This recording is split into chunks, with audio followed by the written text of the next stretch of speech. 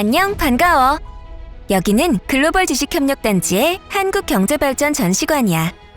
지금부터 나와 함께 놀라운 속도로 산업화와 경제성장을 이룬 대한민국의 산업발전사를 살펴보고 현재의 첨단 문화산업 강국이 되기까지의 여정을 전시관에서 확인해 볼까?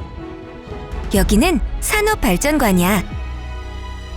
일제강점기와 전쟁을 거치며 산업발전이 단절되어 비교적 짧은 산업화 역사를 가지고 있지만 현재 대한민국은 세계 여러 나라 강국들과 어깨를 견줄 만한 기술력과 산업품을 자랑하고 있어. 대한민국의 주요 산업인 경공업, 중화학공업, 전자산업의 발전 흐름을 추격과 혁신의 과정을 통해 알 수 있고 미래적인 체험 전시물을 통해 대표적인 생산품과 생생한 정보를 확인할 수 있지. 나를 따라 전시관으로 이동하자. 다른 나라들이 산업화를 이루어내기까지 200여 년의 시간이 필요했다면 우리나라는 단 50여 년 만에 먼저 산업화를 시작한 서구 국가들을 따라잡았어. 다른 나라를 따라잡고 넘어서 세계 최초, 최고의 기술력을 가져 세계와 경쟁하기까지의 다양한 히스토리를 함께 살펴보자. 먼저 산업이란 무엇일까? 산업은 사람이 살아가는 데 필요한 물건이나 서비스를 만드는 모든 활동을 말해. 이러한 물건이나 서비스를 나라 간에 사고팔며 교환하는 일이 바로 무역이지. 한 나라의 산업화와 경제 수준을 알기 위한 방법 중 하나는 그 나라의 주요 수출 품목을 보는 것이야. 기술의 수준이 높아질수록 주요 수출 품목은 농수산 축산물에서 경공업 제품으로, 경공업 제품에서 부가가치가 높은 중화학공업 제품이나 첨단 산업의 제품으로 변화해. 한국의 수출 산업도 이러한 과정을 거쳤어. 1950년대 한국은 전쟁으로 파괴된 기반시설을 복구하고 경제 원조에 의지하여 수출을 장려하기 위한 노력을 기울였어. 당시 우리나라는 땅이나 바다 같은 자연 환경을 이용해서 필요한 물건을 직접 얻는 1차 산업의 비중이 매우 높았어. 그래서 1950년대 한국의 주요 수출 품목은 텅스텐, 생사, 돈모, 철광석, 김과 같은 농수산물과 광산물이 주를 이루었어. 특히나 텅스텐은 1950년대 내내 수출 품목 1위를 달성할 만큼 수출 비중이 높았단다. 또 이때 정부가 값싸게 공급하는 해외 원조 물품인 밀, 원당, 면화 세 가지의 원재료를 이용해서 하얀 상품을 생산하고 공급하는 삼백산업을 통해 산업 발전의 기반을 닦았어.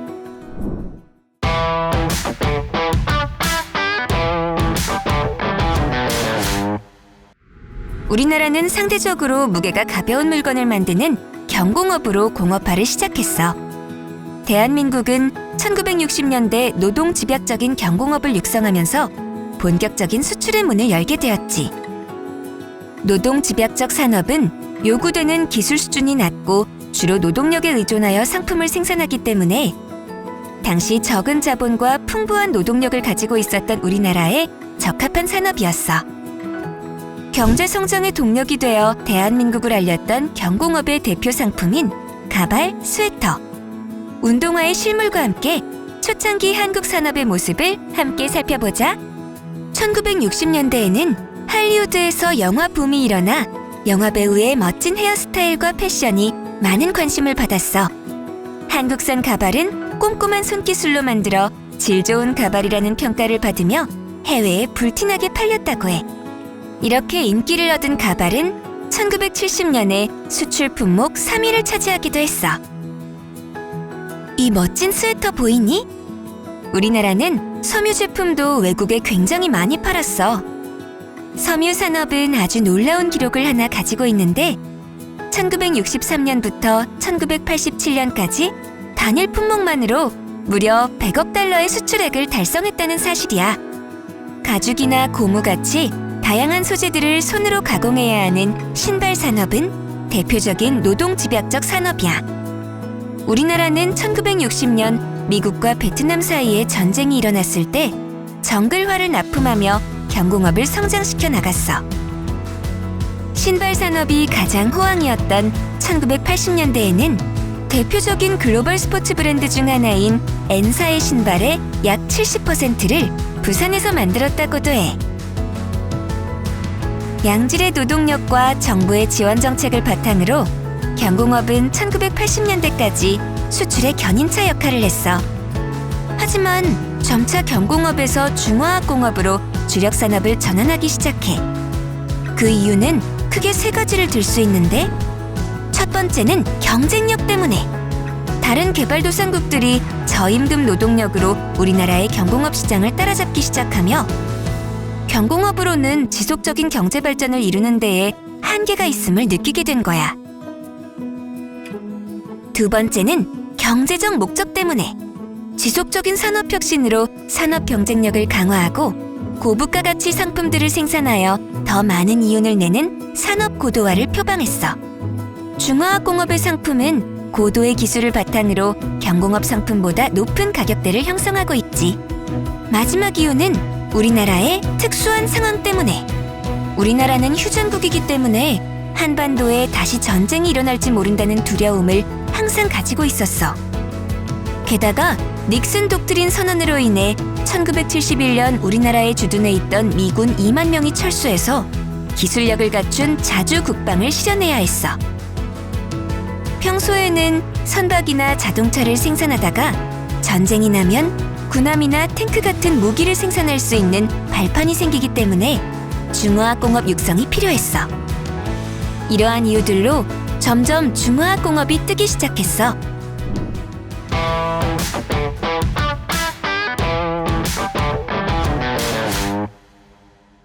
1970년대에 들어서면서 정부는 수준 높은 독자 기술로 수출에 박차를 가하기 위해 중화학공업 육성 정책을 추진했어. 중화학공업이란 무거운 제품을 생산하는 중공업과 화학의 원리를 활용한 화학공업을 합친 산업으로 제품 생산을 위해 높은 수준의 기술과 대규모 장비와 기기가 필요한 자본집약적 산업이야. 자본집약적 산업은 노동집약적 산업에 비해 적은 노동으로도 더 많은 이윤 창출을 할 수 있어. 대표 상품으로 자동차, 기계, 선박과 같은 제품들이 있지. 지금부터 자동차와 선박을 주제로 대한민국 산업의 고부가 가치화를 주도했던 중화학공업의 역동적인 발전사를 함께 살펴보자. 열악한 기술 수준의 불모지였던 우리나라에서 1955년 최초로 만들어진 자동차는 시발 자동차야. 시발 자동차는 드럼통을 직접 망치로 펴서 차체를 만들고 미 군용차의 부품을 재활용해서 만들었어. 이후 시발 자동차는 일본 닛산과 새나라 사이에 계약 체결된 새나라 자동차에 밀리게 되었어. 이 자동차 두 대를 보면 서로 어때? 굉장히 유사하지? 해외 기업의 자동차 부품을 수입해서 그대로 조립하여 만들었기 때문에 두 제품은 색만 다르지 굉장히 유사한 제품이 된 거야. 해외 기업의 좋은 상품을 조립하며 배우고 모방하면서 한국의 자동차 산업은 어느 정도 기초를 다졌지만 단순 조립 수준에 머물렀어. 이에 우리는 기술 혁신과 국산 기술 발전에 대한 필요성을 크게 느끼게 돼. 그 과정이 바로 국산화야. 한편 당시 한국의 조선 산업 역시 작은 규모의 참치 어선을 대만에 수출하는 수준에 그쳤어.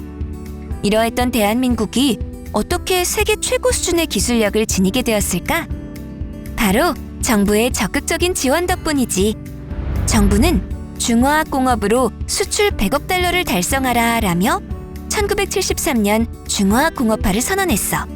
품질 좋은 상품을 생산하고 가격 경쟁력을 높이기 위해 필요한 기술 인력을 양성하고 조세를 감면해주는 등 전폭적인 지원을 아끼지 않았어. 여기를 주목해주겠니? 우리의 노력을 바탕으로 국내 최초의 초대형 유조선을 성공적으로 건조했어. 당시에는 이렇게 큰 배를 만드는 조선소가 한국에 없었기 때문에 울산 한쪽에서는 공장을 건설하고 다른 한쪽에서는 이 배를 건조하며 공장과 배를 동시에 만들어냈어. 대형 유조선은 기름을 옮기는 큰 배를 말해. 이 배가 얼마나 컸냐면 참치어선과 비교했을 때 무려 1040배 크기였어. 이 작은 점과 같은 것이 바로 사람이야. 놀랍지? 이 배는 빨리빨리의 민족답게 대규모 인력을 투입하고 해외 전문가에게 좋은 기술을 배워와 약 2년 만에 2대를 건조하는 데 성공했어. 이 소식이 전 세계에 퍼지자 세계 각국에서 한국의 배가 가성비 좋은 배로 입소문이 났어. 애틀랜틱은 대서양의 라는 뜻이고 배런은 남작, 즉 귀족이라는 뜻이야. 대서양을 가로지르는 우아하고 기품 있는 모습이 그려지지 애틀랜틱 배런호는 1974년 성공적으로 인도되었고 우리나라의 선박 건조 기술을 세계로부터 인정받게 되는 계기가 되었어. 다시 자동차 산업으로 돌아가 볼까? 국산화에 힘쓰던 우리나라는 최초의 국산 엔진을 장착한 브리사를 1974년에 출시했어. 포르투갈어로 산들바람이라는 뜻을 가지고 있지. 브리사는 국내에서 택시로 많은 사랑을 받았는데 영화 택시 운전사의 배우 송강호 씨가 타고 다니는 택시가 바로 이 브리사야. 이후 정부의 과감한 투자로 착수 1년 6개월 만인 1976년 대한민국의 첫 고유 모델인 포니 개발에 성공해.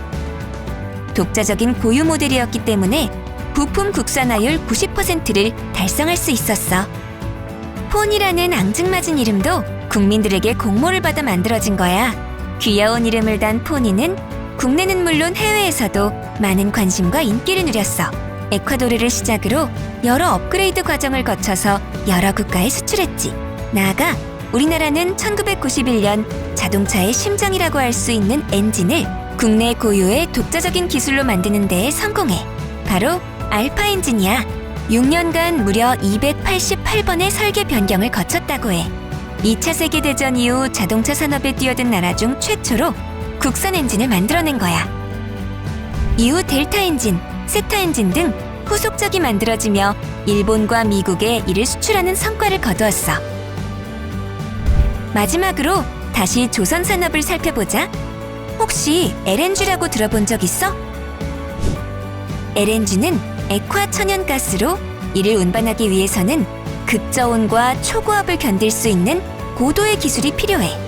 한국가스공사가 국적 LNG선을 발주한 것을 계기로 한국은 기술 장벽이 높은 LNG선 건조에 세계 4번째로 성공을 거두었어. 이후에는 얼음을 부수며 운행이 가능한 쇠빙 LNG선을 세계 최초로 만들어냈지.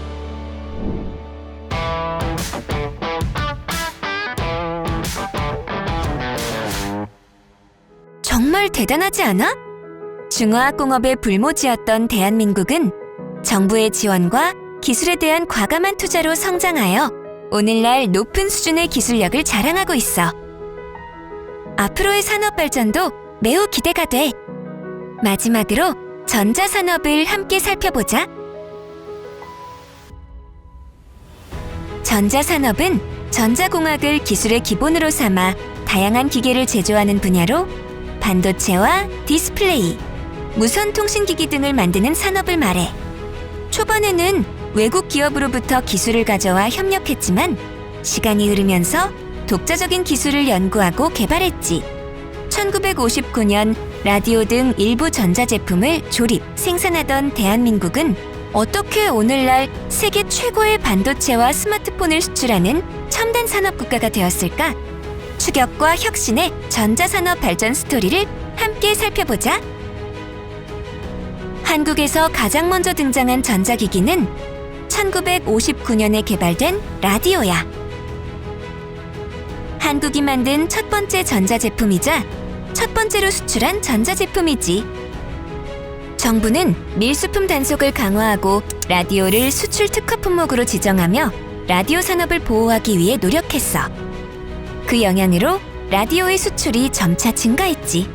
1966년에는 한국 최초의 흑백 TV VD191이 등장하면서 영상 매체의 시대로 진입했어. TV 부품 수입에 소요되는 외화는 라디오 수출로 번 달러를 활용하고 국산화율 50%를 달성하라는 어려운 조건 하에 개발에 성공했어.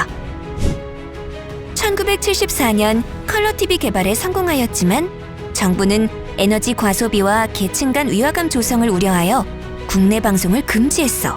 우리나라 국민보다 외국인이 먼저 한국산 컬러 TV를 사용했다고 해. 재미있지 않니? 1980년 11월 30일 수출의 날을 기념하여 드디어 한국의 최초의 컬러 TV 방송이 시작되었어. 이번에는 통신 산업에 대해 알아보자.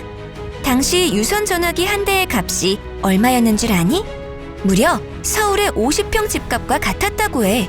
전화기에 대한 수요가 높았지만 공급이 크게 부족해서 전화기는 없어서 못 파는 초인기를 누렸어. 전화 청약 접수 현장은 항상 인산인해를 이루었다고 해. 1980년 전자식 교환기 개발 이전에는 수신자와 발신자 중간에 사람이 전화를 연결해주는 수동식 전화 교환이 이루어졌어. 전화 신청을 접수하고 회선을 연결해주는 직업인 전화 교환원이 따로 있었단다. 이렇게 전화 교환원이 직접 수동으로 전화를 연결해야 했기 때문에 전화 수요가 많을 때는 연결이 지연되기 일쑤였지. 이를 전화 적체 현상이라 부르는데 이러한 문제를 해결한 것이 바로 TDX 전자교환기야. 전화가 기계식으로 연결되는 시분할 전자교환기 TDX의 개발로 전화 연결이 빠르게 진행되면서 적체 현상이 해소되고 1가구 1전화 시대가 열리게 되었어. 반도체 개발의 핵심은 얼마나 작은 크기에 얼마나 많은 정보를 담을 수 있느냐에 달렸어. 한국전자업계는 1에서 16K D램의 개발을 생략하고 착수 6개월 만에 64K D램을 만드는 데에 성공을 했어. 이에 그치지 않고 독자적인 연구 개발을 이어나가며 세계 최초로 64메가 D램을 개발하는 데에 성공하지. 이 브리테니커 백과사전이 48권이나 들어갈 수 있는 용량이라고 해. 1MB D램이 브리테니커 백과사전에 0.75권만을 담을 수 있었던 사실과 비교하면 엄청난 발전인 것을 알 수 있겠지? 지금은 문자 메시지를 주고받는 일상이 너무나도 당연하지만 이동통신 기술이 발달하기 이전에는 통화만 가능했다고 해. CDMA는 다중 접속 방식의 종류로서 기존 아날로그 방식보다 수용 용량이 10배가 넘고 우수한 통화 품질을 가능케 하는 기술이야. 이 CDMA의 개발을 통해 문자 메시지 서비스가 마침내 시작되지. 반도체는 정보를 저장하는 메모리 반도체와 정보를 처리하는 비메모리 반도체로 구분할 수 있어. 대표적인 메모리 반도체로 전원을 차단해도 데이터를 보존하는 기능을 담당하는 낸드 플래시가 있지. 특히 스마트폰의 등장 이후 첨단 IT 기기 시장이 확장되면서 낸드 플래시에 대한 수요는 폭발적으로 증가했고 대한민국은 세계 낸드 플래시 시장 1위라는 독보적인 점유율을 차지하고 있어.